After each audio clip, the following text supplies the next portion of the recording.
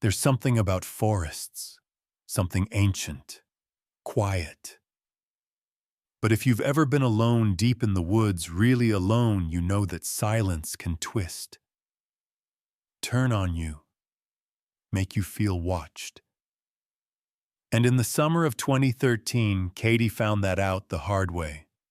She and her dad were headed out for a weekend camping trip in the Sierra Nevadas, something they'd done countless times before. It was their thing. Katie trusted her dad with her life. He was a seasoned wilderness guide, and thanks to him, she was no slouch outdoors either. When they pulled up to the campground, the place was swarming with cars.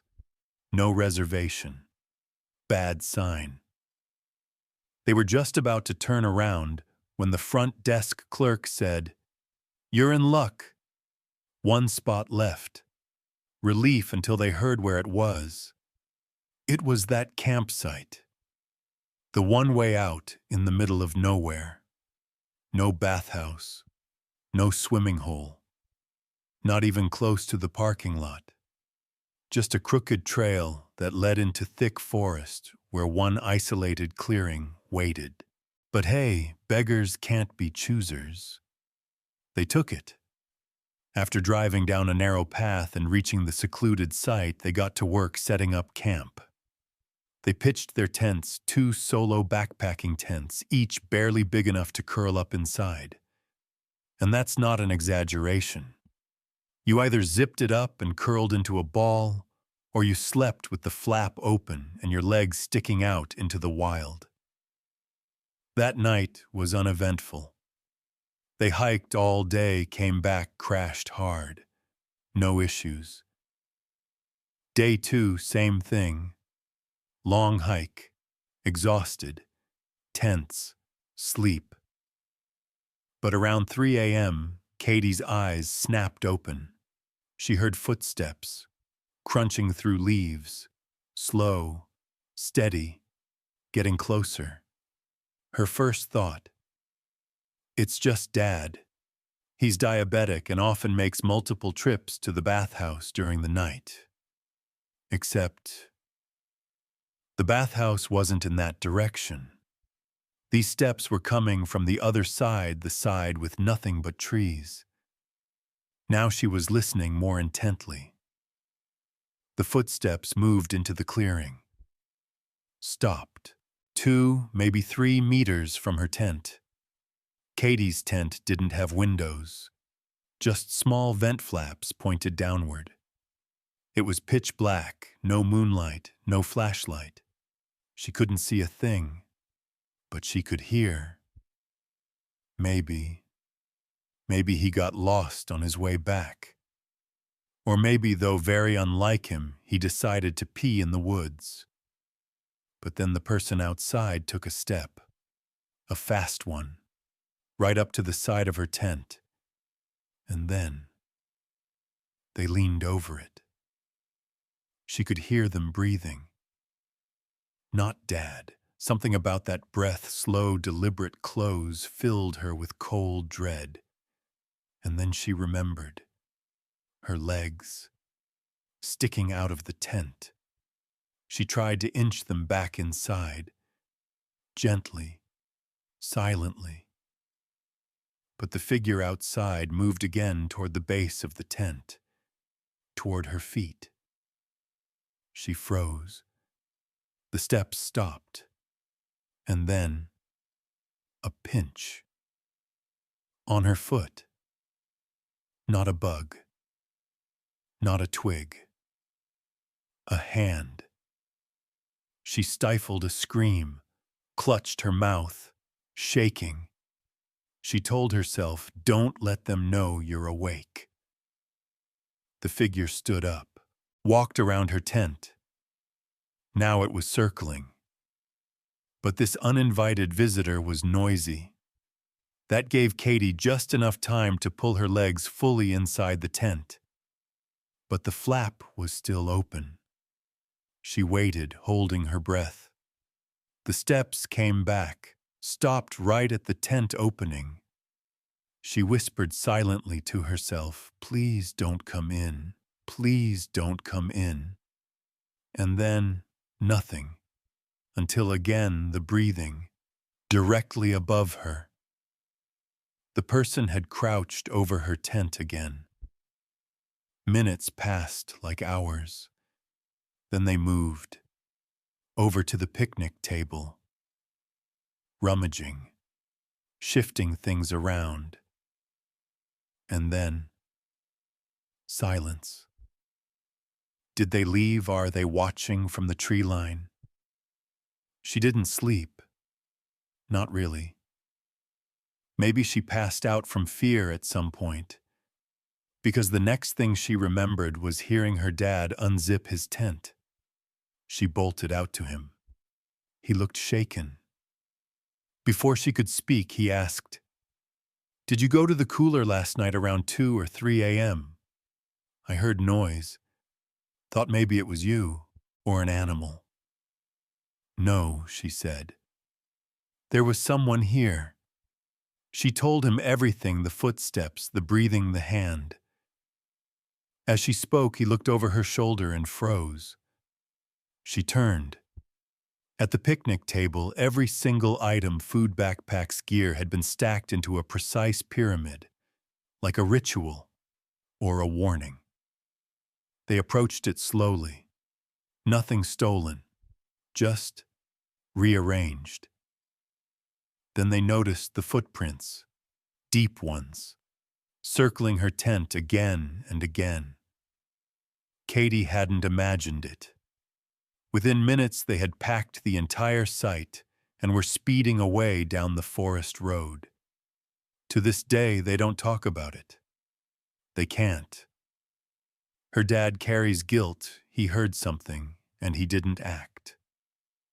And Katie, she still dreams of a faceless figure crouching beside her, reaching into the tent, cold fingers grabbing her foot. Let's move ahead 2 years. 2015. Northern Oregon. Bob, a seasoned outdoorsman, had brought his wife, young daughter, and their 2 German shepherds out to one of his favorite remote campgrounds.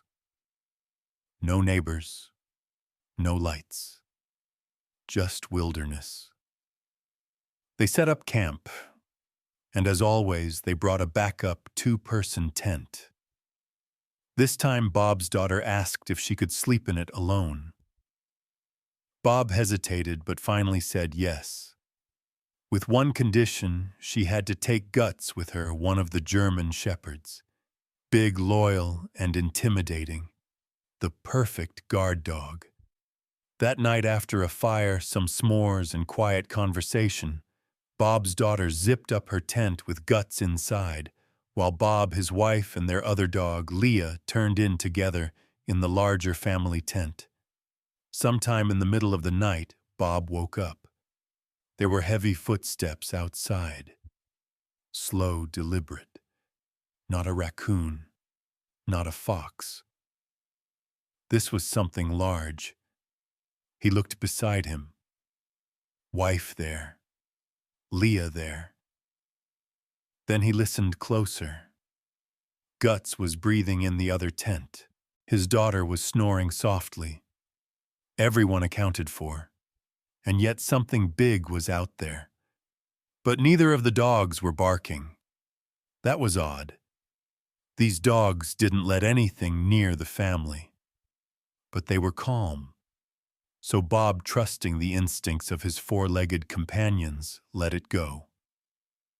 The next morning, everything seemed fine. No signs of trouble, no trampled ground, no damage. They decided to take a walk down a nearby access road, Guts trotting ahead like usual. Then suddenly, Guts took off like a missile. He darted down a side trail off the main road, disappearing into the woods. Bob cursed under his breath. There were other campsites in the area, and the last thing he needed was his German shepherd bursting into a stranger's sight.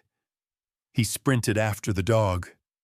When he caught up, he found Guts standing dead, still staring at something. It was an abandoned campsite. Tent still up, cooler still there, table, chairs, everything in place, but no people. Bob looked around. "Hello, sorry about the dog. We're just no answer." He walked closer and noticed a long, deep slash across the tent fabric, as if it had been sliced open. Not clawed. Sliced. Then he saw the cooler, its contents spilled, but not taken. Just wrecked. What really froze him, though, was the propane tank. It was completely crushed, like something had flattened it. There were no fallen trees, no boulders, no explanation. Bob stood there unsettled. Whoever had camped here had left all their expensive gear behind. Outdoors gear isn't cheap, and this was quality stuff. You don't abandon things like this unless you have to. Still, he figured the park rangers should handle it. He went back to his own site. That afternoon, Bob's wife stepped away to relieve herself just 70 feet off into the trees. A short walk. But moments later, Bob saw her sprinting back to camp. Eyes wide, face pale. At the same moment, Guts leapt up and charged into the trees past her. Bob jumped up. "What's going on?" his wife shouted back. "I don't know. I felt something. Like someone was watching me. It hit me out of nowhere." And then Guts ran. Bob told her to stay with their daughter and Leah. He grabbed his pistol and followed Guts. He found the dog growling, yapping at something in the trees. But Bob saw nothing. The trees were thick. The air was heavy. And still nothing moved. Eventually, Bob called Guts back and they returned to camp. By then, the vibe had shifted. His wife wanted to leave. Bob wanted to leave. His daughter, young, unaware, didn't understand what was going on. But it was getting dark. Packing up would take time. So they stayed. One more night. And they would leave first thing in the morning. But Bob couldn't shake it, the footsteps from the night before the destroyed campsite, the gut feeling in his wife, the dog barking at nothing. It was too much. So Bob made a plan. He grabbed a rope and began building a perimeter, tying it low around the entire camp. 8 inches off the ground. Metal cans attached every few feet. If anything or anyone touched the rope in the night, the clinking sound would wake them. He walked over to the edge of the clearing, the perfect starting point. Bent down to tie the rope, and froze. There was already a tripwire there. Old, frayed, snapped in several places.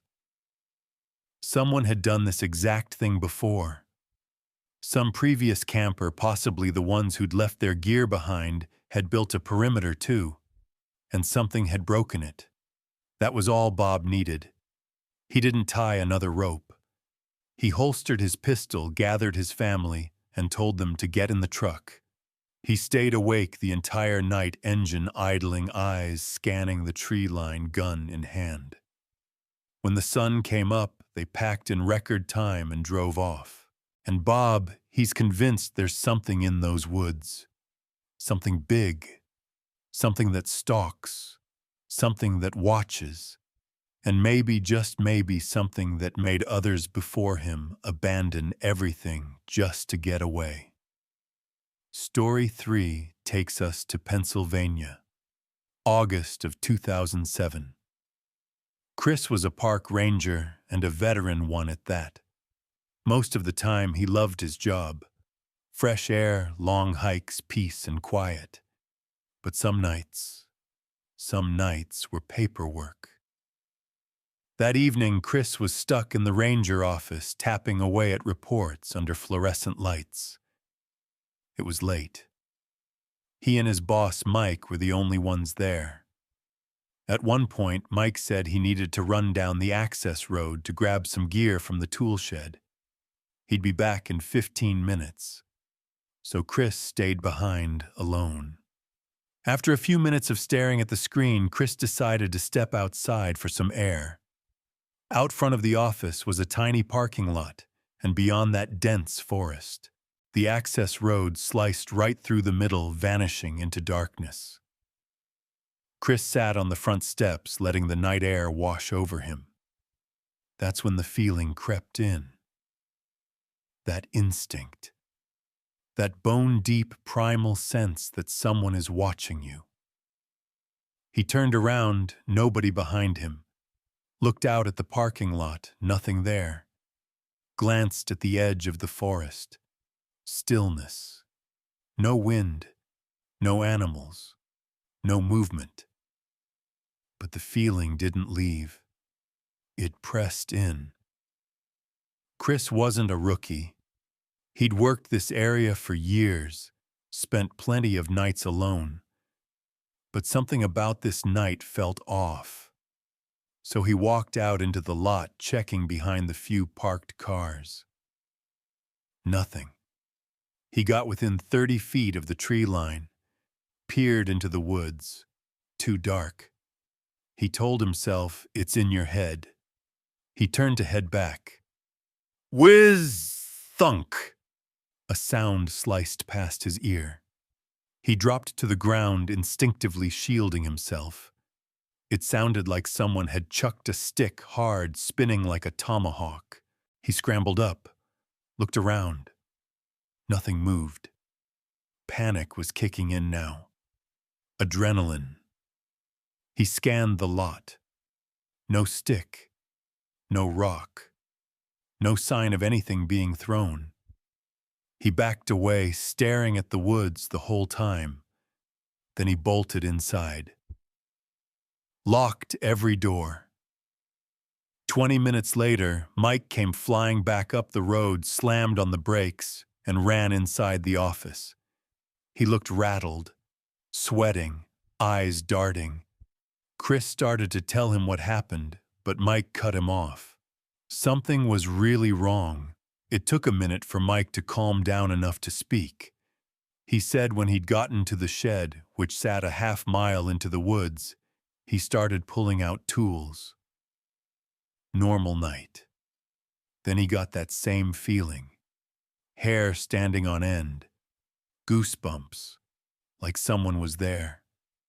He looked around. Nothing. Checked the shed. Behind it. Around it. Nobody. But the feeling didn't fade. It got worse. It gnawed at him, so he grabbed what he needed, locked the shed, and started walking back fast. That's when he heard it. Footsteps. Running. Behind him. Cutting across from left to right behind the shed, he didn't look. He ran, sprinted to the truck, jumped in, locked the doors, and then through the windshield he saw it. A man. Walking into the woods behind the shed. Slow. Calm. Disappearing between the trees. There was someone out there. Now Mike and Chris compared stories.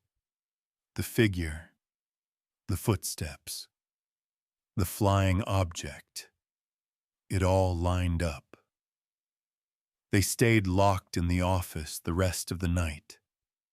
Whoever that was, they never came back. At least, not that they know of. Story 4 brings us to North Carolina, 2006. 14-year-old Evan lived on a massive farm, but this wasn't your standard red barn and hay bales.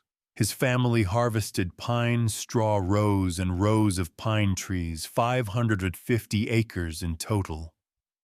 The main house sat right in the center of this forest of perfect rows.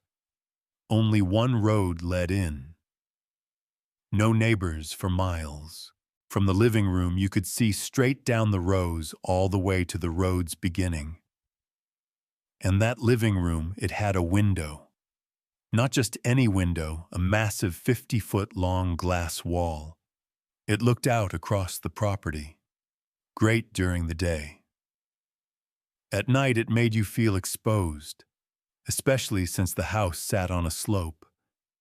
From the inside, the living room felt like the second story. But you were really on the first floor, just built on stilts. So if someone stood right against the house under that window, you'd never see them from inside. Now, Evan's cousin came to visit that winter. No guest room, so they set up on the 2 couches in the living room. Evan slept under the window. His cousin took the one against the wall. Before bed, they hung a big sheet over the glass, but it only covered the middle. The 2 ends were still exposed.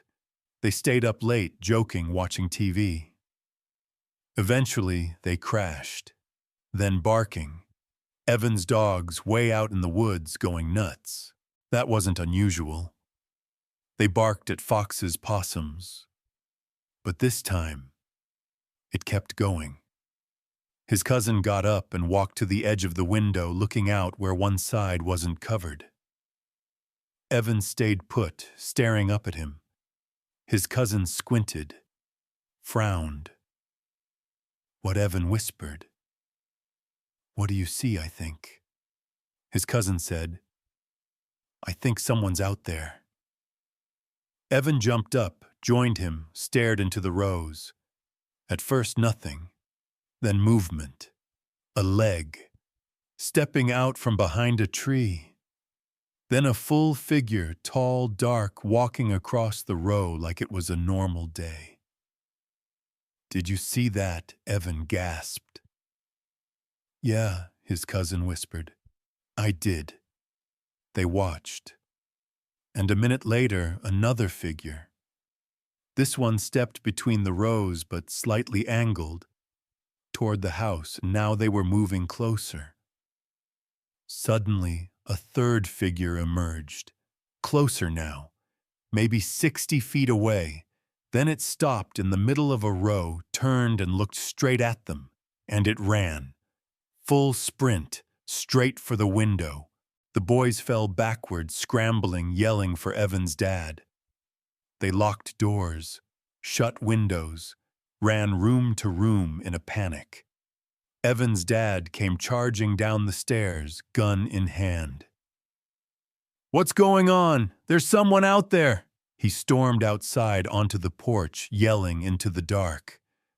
"You come any closer, and I will shoot you! Get out of here! Silence!" Eventually he came back in, locked the door, told Evan watch the window. "Let me know if you see anything." They never called the cops. That wasn't their way. The next morning, the boys went outside to find footprints. And they did. They found 2 distinct sets, and worse, they led right up to the living room window, to the exact uncovered spots where the boys had been watching. Someone, maybe 2 someones, had been standing inches away from the glass. And the way the house was built, with the downward angle of the window, the boys never would have seen them. But those people, they could see everything. Evan's cousin never came back after that. Then there's Bella. June 2019, French countryside. Bella had just come home from college and wanted nothing more than to revisit her favorite spot, a hidden man-made lake tucked deep inside the forest near her childhood home. She'd been there dozens of times, knew the forest like the back of her hand. No trails, no signs, just a pull-off on the road and a path known only to her and her family. It took 2 hours to reach the lake on foot, half that to the river that connected to it. And on this day, Bella walked alone following the stream like always. About halfway in, she heard something. Ding! A bell. Far ahead. She stopped. Then again, a bell randomly chiming. Not rhythmic. Not a pet's caller. Too loud. She kept walking. Minutes later, the sound stopped. And then she found the beaver, lying by the stream, head cleanly removed. No blood, no signs of struggle, just severed, like it had been cut with a blade. Still limp, no smell. Recently killed. Something wasn't right. And that bell, it had come from this direction. Still, she pressed on, visited the lake, headed home. No more incidents. But a week later, she went back. This time it was getting dark. A storm rolled in. Rain, thunder. She jogged past the beaver still there. But on her way back, something changed. She was walking in the dark. Head down, and then something hit her in the face. She recoiled, looked up.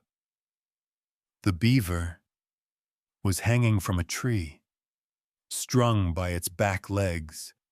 Its head had been stitched to its paws, like it was carrying it. She gagged, screamed, rubbed her head in horror, and that's when it hit her. This had happened in the last 30 minutes, which meant someone else was out there. Right now. She started walking, then running. Something moved behind her, then the bell. She called her father, screamed into the phone. Please come. Meet me. Someone's chasing me.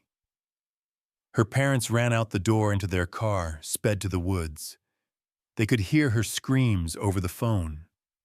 They could hear the bell. They ran in. Deep in the forest, Bella stopped. Couldn't run anymore.